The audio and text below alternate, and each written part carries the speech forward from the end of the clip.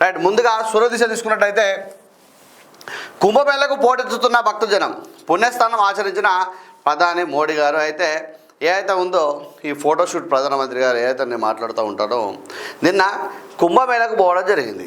కుంభమేళ లోపల అంటే కేవలం ఢిల్లీ ఎన్నికలను దృష్టిలో పెట్టుకునే సార్ వారు నిన్న పుణ్యస్థానానికి పోయినాడు. 1 తారీఖు పోవచ్చు, 2 తారీఖు పోవచ్చు, 3 తారీఖు పోవచ్చు, 4 తారీఖు పోవచ్చు, 5 తారీఖు నాడు మాత్రమే ఎలక్షన్స్ ఉన్నాయి కాబట్టి పోయినాడు. కానీ ఎన్ని చేసినా కూడా కొన్ని ఎగ్జిట్ పోల్స్ అన్నీ కూడా మోడీ గారికి గెలుస్తారని చెప్పినా కూడా ఇక్కడ పూర్తిగా కూడా కొంతవరకు ఈ మన దగ్గర మొన్న తెలంగాణ కానీ మహారాష్ట్ర చెప్పిన కేకే సర్వే ఏదైతే ఉందో వారు మాత్రం ఆపితే విజయం అని చెప్పడం జరుగుతుంది. 34 సీట్లు రావాలి, మ్యాజిక్ ఫిగర్ రావాలంటే 34-35 రావాలి కాబట్టి అక్కడ పూర్తిగా కూడా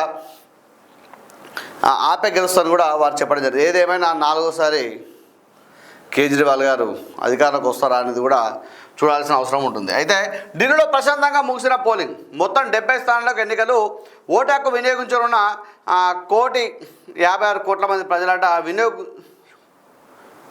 వినియోగించుకోనున్న అంటే కదా 5 గంటల సమయానికి 56% పోలింగ్ అట. ఉదయాన్నే ఓటు హక్కు వినియోగించుకున్న ప్రముఖులట రాష్ట్రపతి ద్రౌపది ముర్ము, ఢిల్లీ లెఫ్టినెంట్ గవర్నర్ సక్సేనా, అరవింద్ కేజ్రీవాల్, అదితి, సోనియా గాంధీ, రాహుల్ గాంధీ, మనీష్ సిసోడియా, పలువురు కేంద్ర మంత్రులు తొలి గంటలోనే ఓటింగ్ వేసుకొని అంటే ప్రముఖులు ఎవరైతే ఓటేసినారో ఢిల్లీలో వారి యొక్క పేర్లు ఇక్కడ రావడం జరిగింది. అలాగే ప్రజాస్వామ్య పండుగలో ఉత్సాహంగా పాల్గొనండి, ఢిల్లీ ఓటర్లకు సూచించిన ప్రధాని నరేంద్ర మోడీ గారు ఢిల్లీ ఓటర్లకు ఇక్కడ సూచించడం జరిగింది. ఎల్బీ నగర్లో విషాదం, మట్టి దిబ్బల మీద పడి 3 కూలీలు దుర్మరణం. నగరంలో విషాదం నెలకొంది. కూలీ పని కోసం వచ్చిన 3 కూలీలు పని చేస్తుండగా మట్టి దిబ్బల మీద పడి దుర్మరణం చెందారు. ఎల్బీ నగర్లో ఓ హోటల్ నిర్మాణంలో భాగంగా సెల్లార్లో బీహార్ రాష్ట్రానికి చెందిన కూలీలు పనిచేస్తుండగా ఒక్కసారిగా మట్టి దిబ్బలు కూలి వారి మీద పడ్డాయి. దీంతో 3 అక్కడికక్కడే మృతి చెందగా మరొకరికి తీవ్ర గాయాలయ్యాయి. సమాచారం అందుకున్న పోలీసులు డిఆర్ఎఫ్ బృందాలు అక్కడ చేరుకుని సహాయ చర్యలు మొదలుపెట్టాయి. మట్టి దిబ్బలు చిక్కుపోయిన మృతదేహాలను బయటకు తీశారు. తీవ్రంగా గాయపడ్డ ఒకరిని అంబులెన్స్ ఆసుపత్రిలో తరలించి అయితే మట్టి దిబ్బల మీద పడి 3 కూలీలు దుర్మరణ చెందిలు. ఇక్కడ కనీస నియమ నిబంధనలు కొన్ని ఉంటాయి, అవి పాటించాల్సిన అవసరం అయితే ఉంటుంది. ఇక్కడ పాటించకుండా కేవలం ఇక హోటల్ కడతానమా, అపార్ట్మెంట్లు కడతానమా అన్న చందంగా ముందుగా ఈ పర్మిషన్ ఇచ్చిన తీసుకుపోయి లోపల పడేయాలి.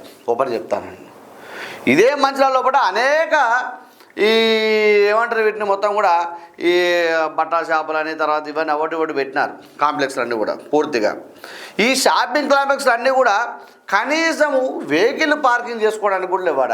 కనీసం ఏమైనా ఇబ్బంది జరిగితే మంచిర్యాల జిల్లా లోపల ఏమైనా ఇబ్బంది జరిగితే కనీసం ఫైర్ ఇంజన్ కూడా చుట్టూ తిరిగే పరిస్థితి లేకుండా పోయింది.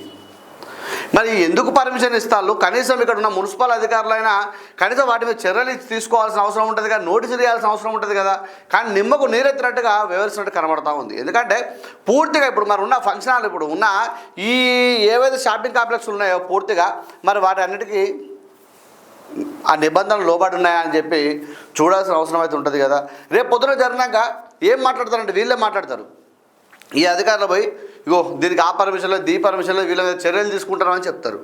అదేదో ముందే ఏమైనా సంఘటన జరగకముందు మీరు వెళ్ళి బాబు నీకు పర్మిషన్లో ఇది కరెక్ట్ కాదు, ఇది ఇంతమంది ఈ 5 అంతస్తులో ఉంది, 4 అంతస్తులో ఉంది, 3 అంతస్తులో ఉంది, రేపు పొద్దున ఏమైనా జరిగితే చాలా ప్రాణ నష్టం, ఆస్తి నష్టం సంభవిస్తుంది బాబు, ఇది నుంచి ఖాళీ చేయండి అని చెప్పాలి కదా, నోట్స్ తీయాలి కదా. ఈ పనులు చేసే విధంగా అయితే కనబడదు. కానీ అయిపోయిన తర్వాత ఏమన్నా సంఘటన జరిగిన తర్వాత ఉన్న అధికారులు అందరూ ఒకసారిగా మీద పడి ఇగో బాబు నీకు అదిలే ఇదిలే అని చెప్పి కేసులు పెడతాను, అది పెడతాను, ఇది పెడతాను అని చెప్పి తూతు మంత్రంగా అంటే బాధిత కుటుంబానికి ఏదో వీళ్ళని కథం చేసినట్టుగా వీళ్ళకు ఏదో చేసినట్టుగా చెప్పడానికి మాత్రమే పనిచేస్తే తప్ప కాపాడడానికి పనిచేయాలని చెప్పి మేమైతే భావిస్తాం, వ్యక్తిగతంగా భావిస్తామని కరెక్ట్ కాదని మేము అనుకుంటా ఉన్నాం.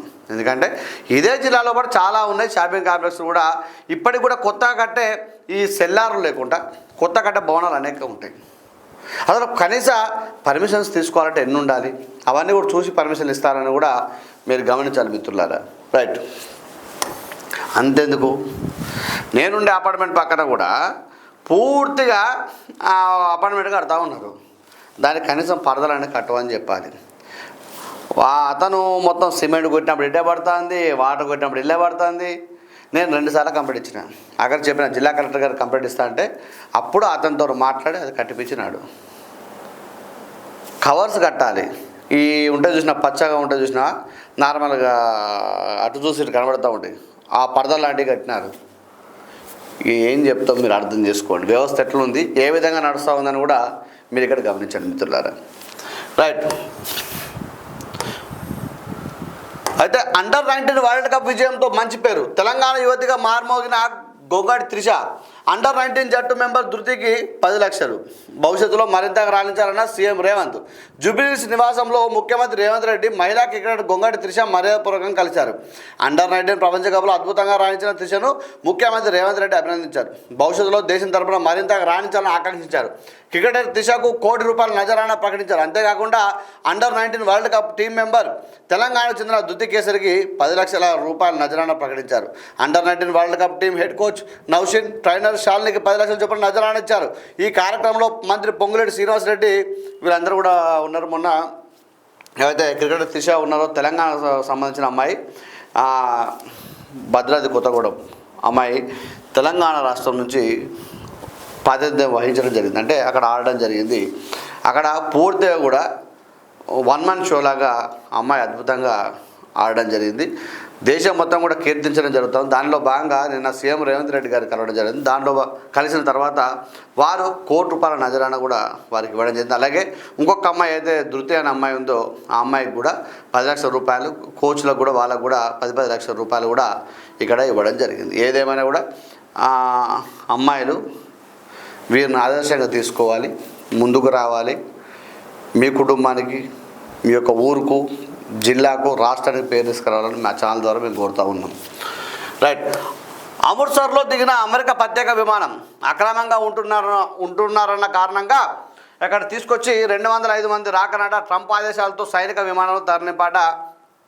చట్ట వ్యతిరేకంగా అగ్రరాజ్యంలో అడుగుపెట్టిన వారిని ప్రత్యేక విమానంలో స్వదేశానికి పంపింది.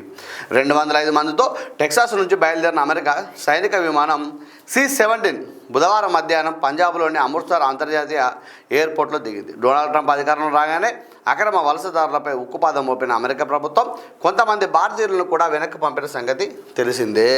వీరంతా పంజాబ్ దాని చుట్టుపక్కల రాష్ట్రాలకు చెందిన వారిగా తెలుస్తుంది. అయితే వీరిని అదుపులోకి తీసుకునేందుకు స్వదేశంలో ఎలాంటి ఆదేశాలు లేవని సమాచారం.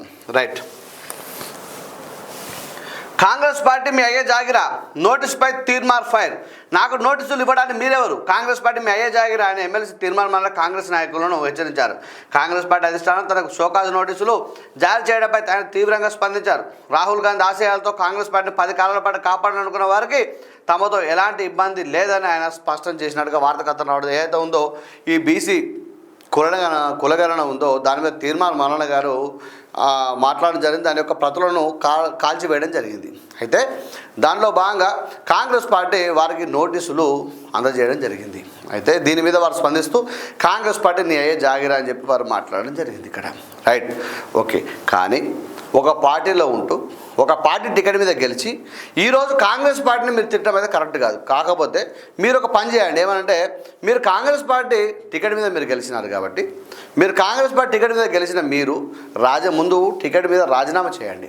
రాజీనామా చేసి మళ్ళీ మీరు పోటీ చేసి ఇండిపెండెంట్గా పోటీ చేసి ఎమ్మెల్సీ పదవికి రాజీనామా చేసి ఇండిపెండెంట్గా పోటీ చేసి మళ్ళీ గెలిచి అప్పుడు బీసీ ఉద్యమంలో పాల్గొంటూ బీసీల కోసం కొట్లాడండి. కానీ కాంగ్రెస్ పార్టీలో ఉంటూ ఈ కాంగ్రెస్ పార్టీ తిడితే వాళ్ళు నోటీస్ ఇస్తే ఏ జాగిర్ అంటే వారిని తిట్టచ్చు, వాళ్ళు నిన్ను తిట్టచ్చు, ఏమైనా జరగచ్చు. కానీ ఇద్దరి మధ్యలో బీసీలని ఇబ్బంది పెట్టే పరిస్థితి తీసుకురావద్దని మేము కోరుతా ఉన్నాం. ఇంకొక విషయం ఏంటంటే ఇక్కడ ఏది ఉన్నా కూడా తీన్మార్ మల్లన్న గారు ఏ అయితే ఒక పాయింట్ని లేవనెత్తినారో అది పూర్తిగా కూడా అక్షర సత్యం ఈరోజు వరకు కూడా. ఎందుకంటే కేసీఆర్ గారు చేసిన సర్వే పూర్తిగా వాస్తవం. కానీ దాన్ని అసెంబ్లీలో ప్రవేశపెట్టి దానికి చట్టబద్ధత కల్పించాల్సి ఉండేది. కానీ కేవలం వెబ్సైట్కే పరిమితమైంది కాబట్టి ఈరోజు ఇంత పంచాయతీ జరుగుతూ ఉంది. ఈరోజు రేవంత్ రెడ్డి గారు సర్వే చేయించి ఈరోజు ఆ అసెంబ్లీలో ప్రవేశపెట్టడం జరిగింది. అదే పాతదే ఉండే అంటే ఈరోజు బీసీలకు ఇంకెక్కువ న్యాయం జరిగేదని మేము భావిస్తూ ఉన్నాం.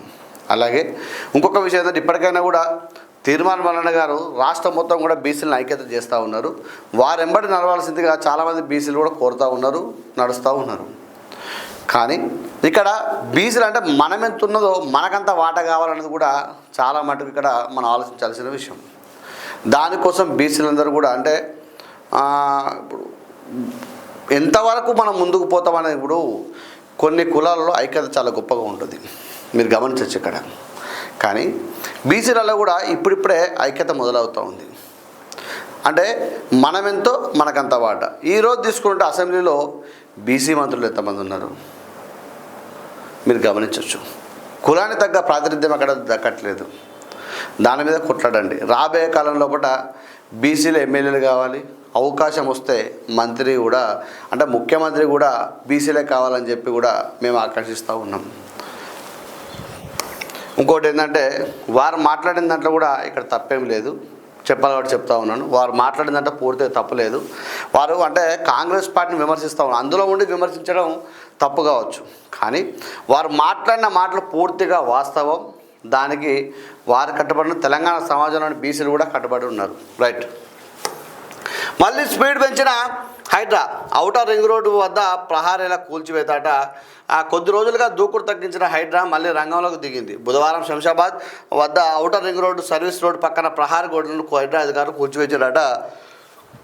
సర్వే నెంబర్లు 601, 602లో చేపట్టిన ప్రహారీ గోడను తెల్లవారుజామున కూల్చివేసిన ఒక వార్త కథనం రావడం జరిగింది. ఇది ఇక్కడ వచ్చిన సూర్య దిశలోని వార్తలు విశేషాలు.